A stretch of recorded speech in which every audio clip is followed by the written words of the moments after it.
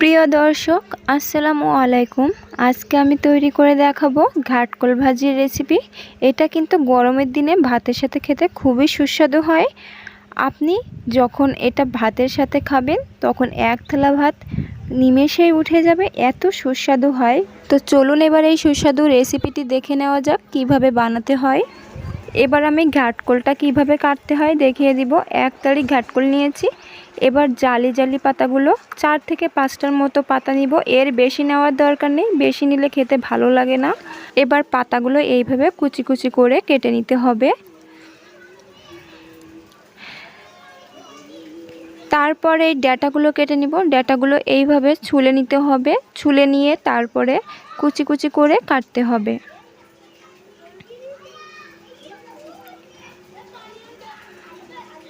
সবগুলো এইভাবেই আমি কেটে নিব। এতগুলো হয়েছে। এবার আমি এতে দিয়ে দিব 8 থেকে 10টার মতো কাঁচামরিচ, একটা রসুন আর 2টা পেঁয়াজ কুচি। এইগুলো ধুয়ে নিয়েছি। এটা শিলপাটায় এবার বেটে নিব।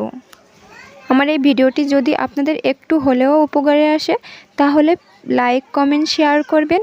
আর আমার এই ছোট্ট চ্যানেলটি যারা এখনও সাবস্ক্রাইব করেননি প্লিজ সাবস্ক্রাইব করে দেবেন। এবার এই ঘাটকলগুলো আমি একবার বেটে নিয়েছি।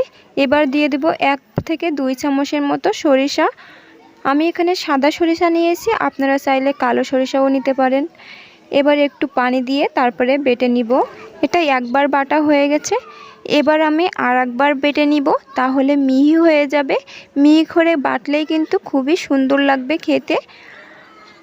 আর যদি আঁশ থাকে তাহলে কিন্তু খেতে ভালো লাগবে না। তাই চেষ্টা করবেন একদম মিহি করে বাটার। এটা একটু বেশি হয়ে গেছে তাই আমি এখান থেকে একটু উঠিয়ে রাখলাম। এবার সবগুলো বেটে নিব। এটা আপনারা চাইলে ব্লেন্ডারেও ব্লেন্ড করে নিতে পারেন। সবগুলো আমার বাটা হয়ে গেছে। এবার আমি উঠিয়ে নিব।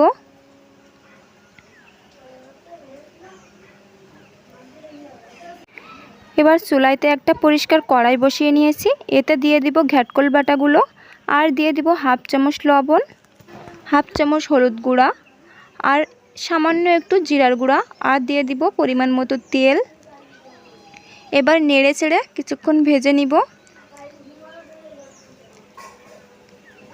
ভাজতে ভাজতে যখন এরকম শুকনা হয়ে যাবে তাতে দিয়ে দেবো আর একটু পরিমাণ মতো তেল। এটাতে কিন্তু একটু তেলের পরিমাণ বেশি দিতে হয়, তাহলে কিন্তু খেতে ভালো লাগে।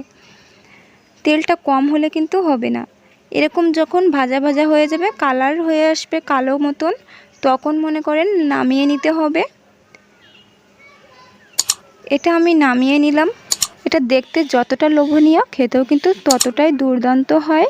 আবারও চলে আসব নতুন একটি রেসিপি নিয়ে। সেই পর্যন্ত ভালো থাকবেন, সুস্থ থাকবেন। আল্লাহ হাফেজ।